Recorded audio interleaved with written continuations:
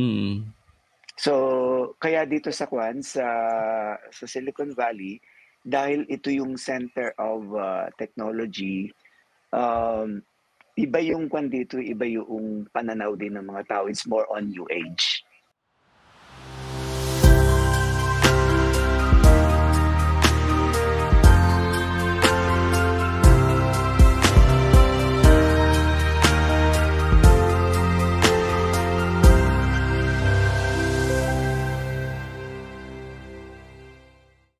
Magfo-focus ako kung saan ako naka-assign. Nasa Silicon Valley ako sa San Jose. Mm. Mm. Sa Kamusta ba? statistics, Mm. sa statistics last year, 47% ng population dito ay naniniwala sa divine. So not necessarily na Christians.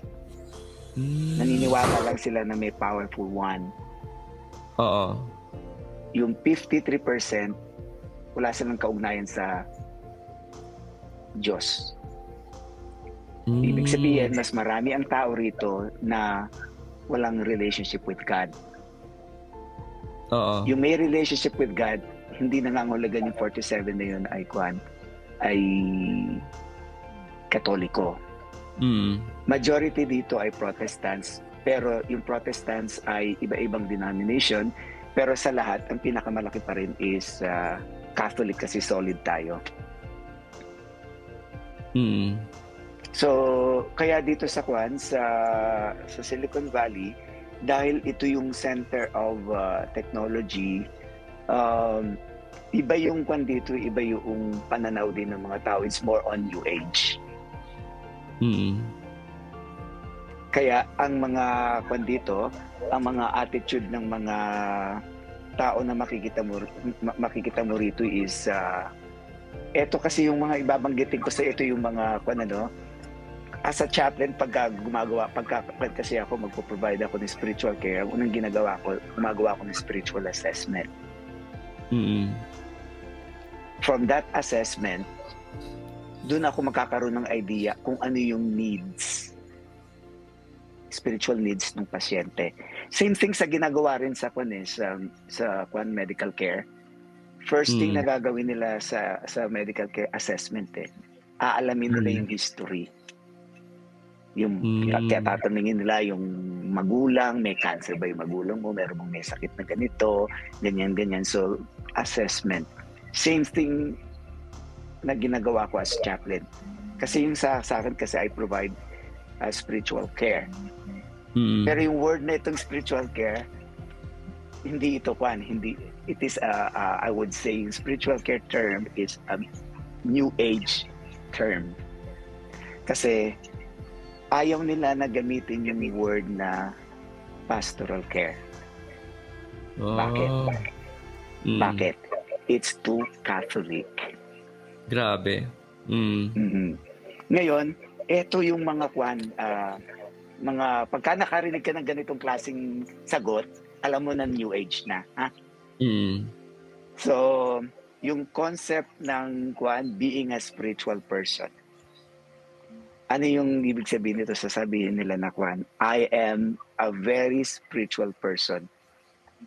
I am not a religious, but I am a spiritual person. May kilala akong ganyan na nag-post, artista. Diba? Ibig sabihin yan yung Catholic daw siya. New age. New age yan. Pero yung sa Catholic, mamaya pupuntahan natin yon. Pero ito yung focus natin dito, yung claim nila is a spiritual person. I am a spiritual person. I am not religious. Yes. Mariningan mo yan. Okay? Pero pag titingnan mo dyan, kasi ang danger kasi dyan kasi kung bakit tinatanggal nila yung religion. Kanino bang force ang magdi-destroy ng religion? Kasi as a spiritual care provider, lagi mong titignan yung root cause. Saan nanggagaling? Ano yung pinanggagalingan ng spirituality nito? Pag ikaw ay doktor ka ng medicine, hahanapin mo yung root cause ng sakit. Sa case ko naman, ng specialization ko naman kasi is, di ba, doctor ako ng spirit. Ang specialization ko is spiritual care. So hinahanap ko kung ano yung root. So dito kasi sa pag sinabi mong I am a very spiritual person, tas pwede rin sasabihin nila na they believe in Jesus Christ. Pero ang i-discern mo rito yung what do they believe about Jesus Christ? Di ba? Yun yung tanong doon. Lagi ka nagtatanong kasi ititrace mo kung ano yung pinanggagalingan. Kung ano yung root ng kaninong espiritu yun. Pag sinabi mong I'm a spiritual person, anong klaseng spirituality yan? Dalawa lang naman ng pwedeng panggalingan yan. Holy Spirit at saka bad spirit.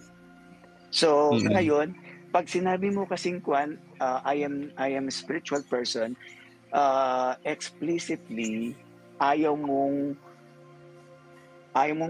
tinatanggal mo na rito yung idea ng religion, di ba? So, bakit kinakailangan tanggalin yung idea ng religion? Kasi, dito na yung papasok kasi yung pag sinabi mo na na may religion, merong doktrina yan. Meron niyang mga teachings. Ngayon, pag may mga doktrina, may teachings, may mga may mga lifestyle sila o paniniwala na maaaring hindi tugma dito sa tinuturo ng religion na sinasabi nila.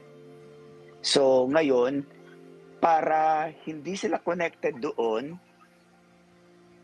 kinakailangan, wala silang involvement sa religion.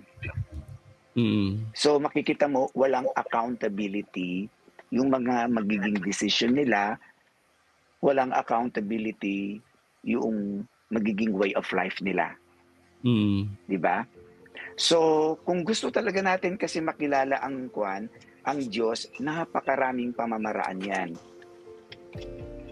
So, sa simbahang Katoliko, masasabi natin na tayo kasi very precise tayo pagdating sa sa pamamaraan kung paano natin makikilala ang Diyos, di ba? Ito yung napag-usapan natin before na ano yung mga titingnan natin na haligi ng theology o yung pag-aaral sa existence ng Diyos, di ba?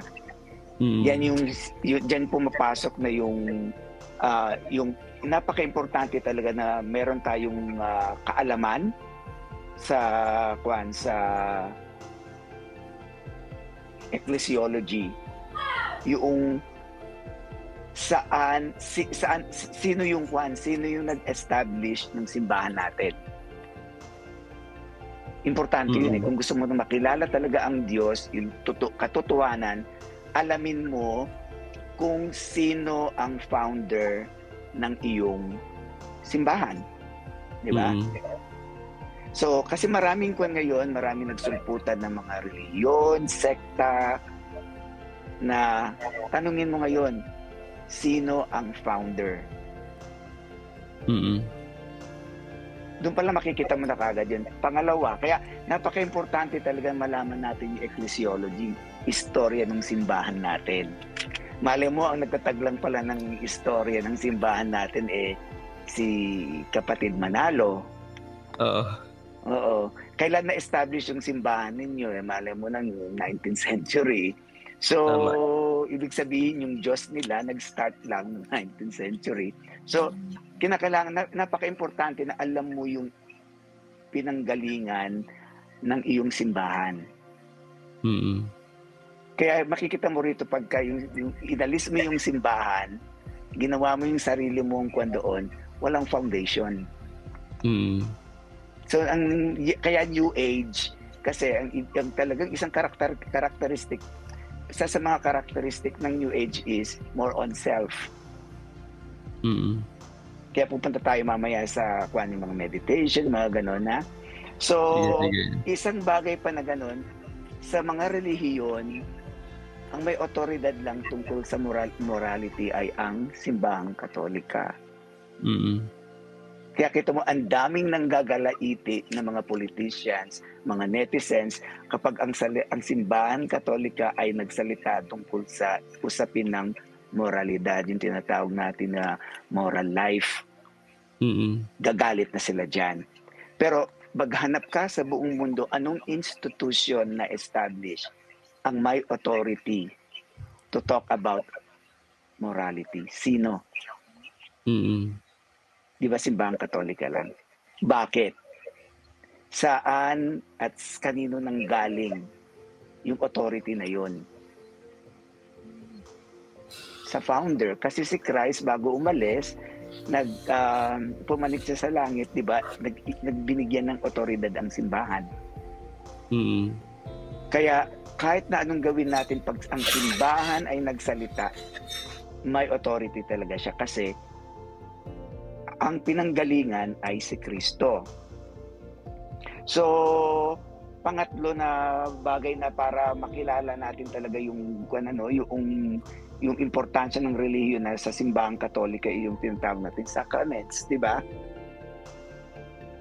Kasi dito sa sacraments kasi, ito talaga yung nagbibigay sa atin ng spiritual nutrients. Ito yung visible source of grace na ibinigay sa atin ni Christ. Parang isang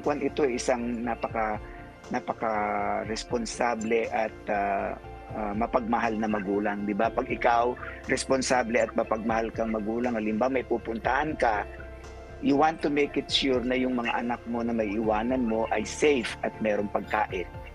Hindi mo iiwanan sila na hindi yan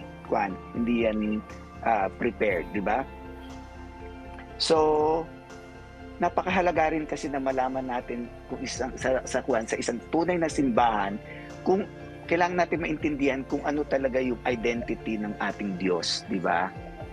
Sa atin clear talaga yung Trinity. Ang Diyos natin ay iisa na may tatlong persona. Diyan mo malalaman talaga yung identity ng katotohanan na Diyos. So, isang bagay din para maunawaan natin yung Diyos ay sa tinatawag na banal na kasulatan o sacred scriptures. Diba? Tapos, ang panghuli na pillar ng theology na gusto ko rin i-discuss natin yung tinatawag natin na spirituality. Pero yung spirituality na ito, kasi pag sinabi natin ano ba yung spirituality? Diba itong spirituality, ito yung mga bagay-bagay na nagbibigay sa atin ng buhay or passion na nagiging parte ng buhay na natin. Diba? Ito yung spirituality, yung mga passion na nagbibigay sa atin ng buhay. It animates us. Pero tayo kasi, ang spirituality natin ay tinatawag natin Christian spirituality, nakaugnay sa nakaugnay yan sa banal na Espiritu Santo, sa Espiritu Santo, sa Holy Spirit. Amen. So hindi lahat ng spirit, pag sinabi mong I am a spiritual person, hindi nangangahulugan na ikaw yung spirituality mo ay galing sa banal na Espiritu Santo. Banal na Espiritu pala. So, pag sinabi mong spirituality, anong klaseng spirituality yan? New Age is a spirituality.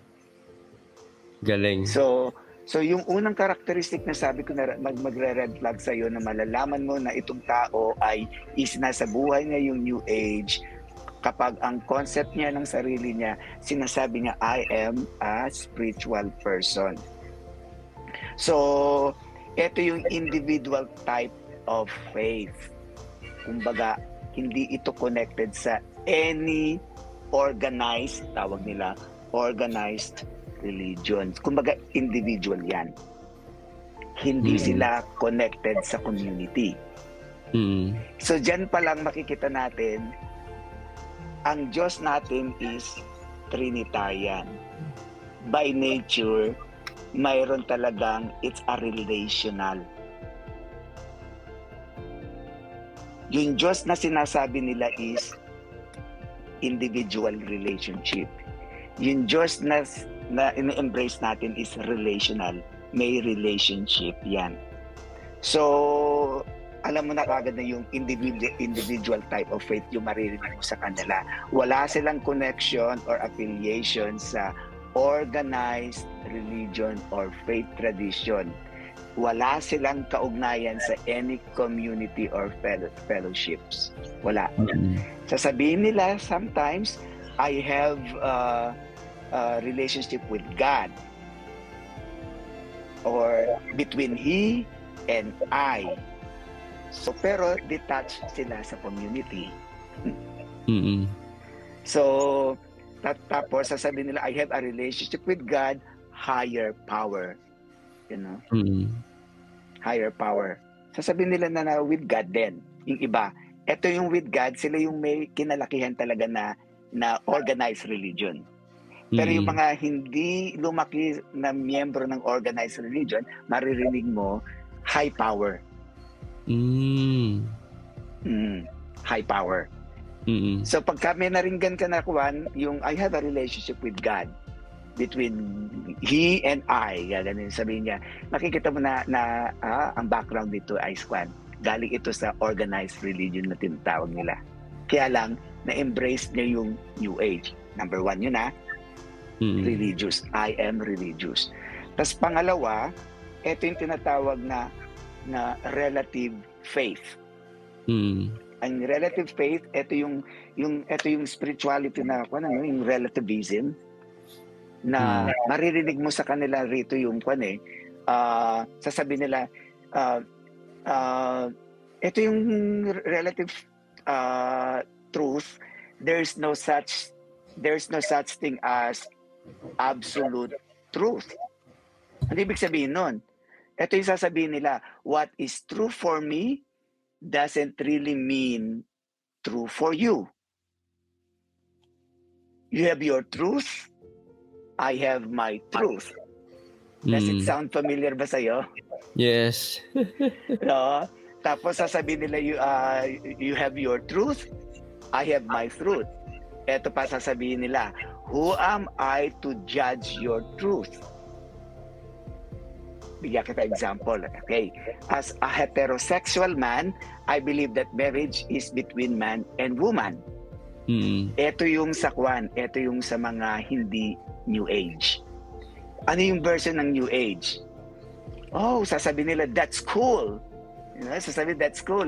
If that works for you, as long as you're happy, as long as you're happy, and my truth might be something different from you, my truth makes me happy, as long as what I am doing doesn't bring pain or pain to anyone. Parang sa Tagalog ganito as long as na wala akong naapakan na tao, magrespetuhan na lang tayo. Kung yan ang paniniwala mo, irerespeto kita. Kung itong paniniwala ko, irespeto mo ako. Dito na pumapasok yung door pagdating sa gender ideology. Ano itong gender ideology na common na ngayon? Na kaya sinasabi ko yung dito, ang New Age is more on oneself. Halimbawa, na ikaw, wala kang karapatan, you don't have the authority to tell me na lalaki ako. Dahil nakikita mo akong lalaki, tapos sasabihin mo sa akin kaagad-agad na, ako, ang gwapo mo naman, ang dami mong paiiyakan na babae. Pag sinabi mo sa akin dito yan sa place ko, ang sasabihin ko sa'yo, ganito, na anong karapatan mo para sabihan ako na dahil magandang lalaki ako, marami ako mapapayak na babae, sino ka para magsabi sa akin na lalaki ako at wala akong ibang option? Yon. Dito na yung papasok na ako lang ang may makakapagsabi sa sarili ko na lalaki ako. Ako lang pwede magsabi sa akin kung ano ang makakabuti sa akin. Hindi ang magulang ko, hindi ang simbahan, hindi ang anumang institusyon, hindi ang society. So ito yung sinasabi na relative truth. Ito yung nakakatakot, yung relativism. So kapag ka nag-join ka kasi ng religion, may tinatawag tayo na mga doctrines and teachings. Sa Catholics naman, meron tayong magisterium. Di ba? So meron tayong tinatawag na norm, may standard tayo na meron tayong morality, sense of morality. Alam natin yung hindi tama, hindi natural. Pero pagdating sa relativism, ang nagde-define ng goodness is the individual. Sa yan yung pangalawa na babantayan mo, malalaman mo na itong tao na ito is New Age yung kanyang spirituality. Pangatlo, ito yung names for God. Ito yung makikita mo na yung common na gagamitin nila. I believe in a higher power or force. There's a higher power out there. Tapos sabihin nila na there's something beyond me or higher consciousness. Ang common characteristic na makikita mo, they're trying to avoid the word God. Hindi nila gagamitin yung word na God. Yung mga gumagamit ng word na God, ito yung normally na may kinalakihan na talaga sila na faith tradition. Bago sila na involved dito sa New Age spirituality. So alam nila na talagang merong dito. May power. Kaya lang, ang problema diyan kasi, etong God na sinasabi nila, maaring ma-attribute ito sa creature. Mga creatures. Halimbawa, di ba, ito yung, mariringgan mo na yung sasabihin nila na usually ito yung sa kapalaran, hindi nag-align yung mga stars, alam mo yun. Marinig mo, commonly marinig mo ito sa mga beauty pageant. Na kapag nag-align yung stars for you, destiny mo yan, yung ganon, sa'yo yan. Ganun doon. So, parang parang ang lumilitaw dyan, may power sa atin yung cosmic energy. Yes. Oo, yung geomancy na tinatawag, di ba? And geomancy kasi, tawag dito, hindi pala geomancy yan, astrology yan. Kasi sa taas, astrology sa taas, geomancy sa baba, di ba? So, makikita natin na dito is, we're talking about good people. We're not talking about bad people dito, ha. We're talking about good people na din kasi tayo, tawag dito is, mostly sa Pilipinas kasi, we were Christianized but we were not catechized. Yes. Yan ang problema. Kahit nasabihin natin na graduate tayo ng Catholic schools, akala mo ba enough yung catechism? Hindi. So, kahit nga pari nga, kulang pa nga, nag-aaral pa ng theology. Tama. Obispo pa nga iba dito, hindi naniniwala sa hindi naniniwala sa demonyo. Grabe.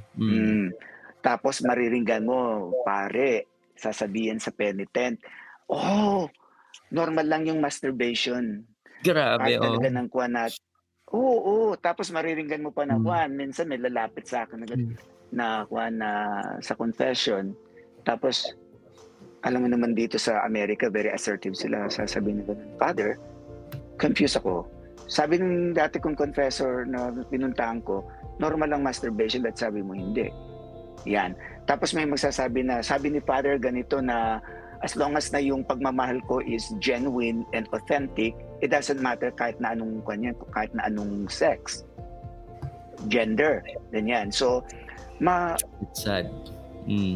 Hindi na ako nagugulat kasi ang dami ko narinig na ganyan eh. Minsan sumasakit na yung, alam mo yung first assignment ko sa Maria Goretti, na yan, yung sa confession ko, yung first 6 months ko, sabihin ko sa'yo, nagkaroon ako ng palpitation sa heart. Talagang nabigla ako, na-overwhelm ako kasi yung mga naririnig ko sa confession, may lalapit may magsasabi sa'yo na ganito na pinapunta ako ng nanay ko rito kasi nagpa-abort ako, 15 years old, nagpa-abort ako. It's just a blood. Ganyan. Sabi ko, ba't mo kinukumpisal? Kasi pinapunta ako rito hindi naiintindihan. So, katakot-takot na ko niyan. Kung sasabihin mo yung bata na yun, okay, makipag-appointment ka sa akin ganito, babalik ba yan? Hindi. So, ito yung kasi experience na masasabi kong sacred bilang isang pare, yung pagka in-open up sa iyo, kasi in-open up sa iyo ng tao yung souls nila, yung state ng kanilang soul, doon mo makikita talaga yung danger. Yan yun. Kaya makikita mo, ang laki ng talaga, sacred and dignity ng sacrament, ng reconciliation. Talagang ako as a priest, yan talaga yung talagang nakita ko talaga, damang-dama ko talaga yung pagiging alter Christus ng pare. Kasi yung pag naririnig ko, talagang nagka-problema ako, sabi sa akin ng doktor ko, nako, ano bang nangyari sa'yo? Sabi ko sa confession to God, bakit? Hindi, talagang na-overwhelm ako dito sa Amerika, yung mga naririnig ko talaga. First 6 months ko talagang shock ako sa narinig ko kasi nakita ko yung status ng soul nila . Grabe. Oo. Pero tawag dito is kaya nga pagka nagpipreach ako, may idea ako kung ano yung sitwasyon ng mga parishioners ko. Diyan ako kumuhugot ng mga ng content. Kaya nasasabi, pinaringgan mo ako, Father. Naku, pinaringgan mo ako, gano'n. Kasi doon ko nakukuha yung, alam mo, doon mo makikita talaga kung ano yung nangyayari sa buhay ng mga parishioners mo sa confession at saka sa counseling session. Alam mo na kagad kung ano yung needs ng iyong community. Kaya pala nga, may sense din yung tawag sa amin na Father. Kasi yung tatay, alam mo yung dapat yung problema alam mo yung sitwasyon ng mga anak mo. Alam mo yung needs. So yung nabanggit ko sa iyo, tatlo na yun, di ba? Yes. Yung pang-apat dito, yung ewan ko kung common dyan, yung mga maririnig mo ito, yung mga energy. They always use the word energy, vibes. Yung he brings a lot of negative energy. Ayoko dyan. Yung mga energy, yung naniniwala sila sa mga energy. New Age yan, yung mga crystal, yung mga anything na maririnig mo na mga energy. I'm sending you good vibes. I'm sending you energy. Yan yung mga terminology, alam mo na kagad, boom. Pag narinig mo yan, New Age yan. Tsaka universe. Wala ka naman maririgan mo na lola mo magsalita ng mga energy, no? Hindi mo maririgan. Sa mga kwan yan. Common yan, di ba, sa mga feng shui, no? Oo. Yung feng shui kasi is just a tool. Tool ng New Age. Ang tool ng Christian naman is faith. Sa atin faith. Oo. Tsaka yoga, no? Para makapasok yung Holy Spirit, ang magiging tool niya is yung faith. Iisa lang, yung faith lang. Pag wala yan yung portal . Yan yung portal ng kwan. Kaya nga kita mo, hindi makapagmilagro si Kristo dun sa 3 places dun na binanggit sa kwan, sa New Testament. Kaya wow, yung mga yun. Hindi siya makapag-perform kasi walang faith. Ngayon, sa New Age kasi, kailangan ng kwan yan, kailangan ng tools para makapasok. Ano yung mga tools na yan? Yan na yung feng shui, crystal, ayan na yung mga pranic healing, yoga, Reiki, yoga meditation, tool yan. Ibig sabihin, yan yung mga entry points. Portal, pintuan. Sa atin, isa lang ang pintuan na kailangan buksan natin yung faith plan. Paano, Father, yung mga nagsasabi na para daw yan sa mental health nila to receive peace, yung gano'n? Temporary. Para daw sa temporary, yes. Temporary, yes. Kasi parang kwan yan parang kung gusto, ano bang gagawin mo sa mga bata kung gusto mong lalapit sa'yo? Siyempre, ano yun? Pag may candy ka, maglalapitan sa'yo yan. Yung mga batang maliliit. May laruan ka, lalapitan yan. Pero ngayon, millennial na meron kang gadget, maglalapitan sa'yo yan. Ma-attract siya. So, paano mo ma-attract yung mga materialistic na babae? Pera. Kotse. Maglalapitan sa'yo eh. Parang ganyan lang naman yun eh. Maglalapitan sa'yo yun eh. So, ano ba yung mga gusto natin? Makes sense. So, maglalapitan talaga. Kasi maganda yung kanyang maganda yung kanyang promotion. So, yan yung tinatawag natin ng mga tactics ng mga demonyo. Pero later on, na ano ka na nila, talagang hindi ka naman nila iiwanan na iiwanan ka lang nila kapag kayo wala ka ng chance na makaalis. Kita mo yung mga halimbawa yung mga addict, iniiwanan na sila kasi parang may sarili na silang naka-establish sila ng franchise. They can survive. Hindi na kita kailangan. Maghanap na lang ako yung mga yung bagong labas sa kumpisal. Grabe. Yung target nila yung mga target nila yung mga pupunta ng simbahan at lalabas ng simbahan. Pero yung mga na may mga sariling franchise na ka-establish na bahala ka na sa buhay mo, miserable ka na eh. Hindi ka na nila kailangan. Kailangan nila ng another miserable tao. Iiwanan ka nila basta miserable ka na eh. At hindi ka na makakaalis doon. Yung sinabi ko iiwanan, ibig sabihin wala sa interest.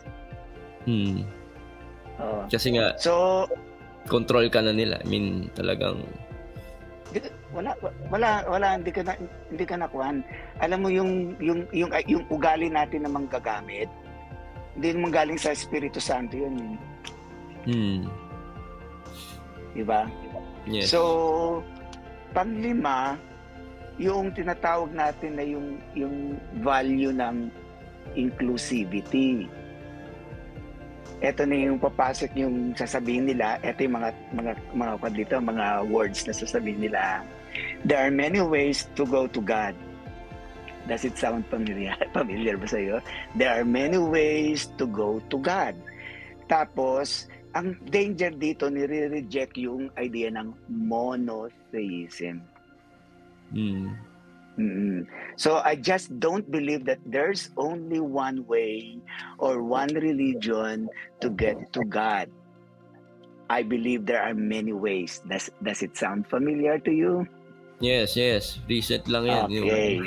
May nag-post. Sasabihin nila, yung Bible is only one of the many ways to know the truth. Pero alam naman natin ni isa lang ang truth. Sino? Si Christ. Si Jesus lang talaga. I am the way, the truth. Yes. Tapos, pang-anim. Ito yung tinatawag natin the law of attraction. Ano ba itong kwan na ito, the law of attraction? Marami sa mga success. Diba? Mga networking. Yan. New age yan. Yeah, actually, na-feature ko na yun sa vlog ko, yung ganyan, yung law of attraction. Yan, yung mga red flags na sinasabi ko na kasi ang mga doktor kasi, kapag ka nag-interview yan, may mga may mga red flags yan tinitignan kaagad. Alam na nila yan eh. Tinitignan nila. Pag tinanong ka ng ganito, alam na kaagad anong red flag. Same din kasi kami, pag sa spiritual care, pagka nag-i-interview ako, may mga red flags, alam ko na kagad yan. Yung mga psychiatrists, psychologists, pag nag-i-interview sila, alam nila yung mga red flags. Alam kagad nila. Kasi pag halimbawa naman ikaw ay nasa business ka, red flag kagad sa iyo, it's too good to be true. Na yung sasabihin na ganun, eto lang yung puhunan mo, itong kikitain mo, it's too good to be true, fake yan. Maski pag alahero ka rin, halimbawa, na bibili ka ng diamond, sasabihin 5 carats, magkano? 300 pesos. Ay, ang mura naman. Sige, bibiliin ko yan. It's too good to be true. So, kapag halimbawa, ikaw ay discerner, red flag kagad sa iyo yan. Hindi ka kupan dyan. Hindi ka papatok dyan. So, ang tactic naman sa iyo ni Satan, hindi yung it's too good to be true. Iba naman yung tactic niya, yung kung saan ka mahina. Oo. Kung saan yung hindi mo alam. Maaari ang kukunin niya yung tao na pinagkakatiwalaan mo. Yun Tama. yun. Mm-hmm. May tanong dito, Father, is networking wrong, Father? Is a doorway of demonic attack? Actually, hindi. Yung networking daw ba ay mali? Hindi. Ang mali lang doon, yung tinuturo nilang concept, yung sa seminars, training, yun yung mali. Yun nga, yung law of attraction. Hindi kasi na-filter yan eh. Yung law of attraction, yung parang ganito yan eh. Yung do good and good things will come to you. Some people will call it karma, pero sa New Age, iba yung karma, yung sinasabi nila yung good karma, bad karma. Pero yung karma talaga is different. Ang talagang karma is yung sa reincarnation yung usually yung karma eh. So, pero yung sa law of attraction, ito yung kanilang ginagamit na concept, yung good karma, bad karma. Pero, Father, di ba parang sinasabi ng law of attraction na sa Bible daw, ask and you will receive, seek and you will find, knock and the door will be open to you. Hindi sila parehas. Kwan lang yun, tawag dito is ginagamit nilang verse yan eh. Usually. Pag yung sa kwan kasi, yung sa atin kasi yung kwan yan, tinatawag kasi na kwan yan, hindi yan law of attraction sa atin eh. Golden rule yung kwan sa atin eh. Yung kwan eh, yung tawag dito kung ano yung, wag mong gagawin sa kapwa-tao yung mga kwan, yung mga ayaw mong gagawin sa'yo. Bakit? Kasi kung ano yung ginawa mo sa kapwa-tao mo, sa pinakamaliit na tao, ginawa mo na rin kay Kristo. So, sa atin dito, it is a way of showing our love to God. Kasi, paano mo masasabi na mahal mo siya kung hindi mo naman minamahal yung mga kapwa-tao mo? Kung gusto mong maipakita yung pagmamahal mo sa Diyos, mahalin mo yung mga kapwa-tao mo. Magkaiba sila. Yes. So, yan yung normal na characteristics ng mga New Age. Tapos, pagdating naman sa yung sinabi natin na limbawa yung meditation, yung mga ganyan. So, yung type of meditation ng New Age is dangerous kasi ano ba yung concept ng love? Diba? God is love, diba? God is love. Yung love is relational yan eh. Yung love na yun, it requires another. Oo, it requires another. So, kaya yung ang Christian meditation, laging hindi center yung sarili mo. You go out of yourself, doon ka mag-focus sa the other. Oo. Pero yung New Age, ito yung halimbawa yung transcendental meditation, Reiki, yoga meditation, yung tinatawag na yung mga mga centering prayer, yung focus is sa energy mo. Kasi deep inside of you, you will find peace. Pagkatapos, may mga energy kang makukuha sa sarili mo. And then, you become like God. Oh my, yun ang delikado. Oo. Makikita mo ngayon, may similarity yan doon sa paradise. Oh, sa first parent natin. Oo, sa similar, forbidden fruit. So ngayon, ang sinabi ko kanina sa'yo, as a spiritual spiritual care spiritual care provider, I always look for the root cause. Hahanapin mo, saan nanggagaling yung puno noong root noong na yun, noong ginagawa mo. Pero yung kulang sa mga tao ngayon is discernment. Tama. Kulang tayo sa discernment. Porket maganda lang ang packaging, maganda yung benefit, wala kang nakikitang mali, kala mo makakatulong sa sarili mo, makakatulong sa inner peace mo.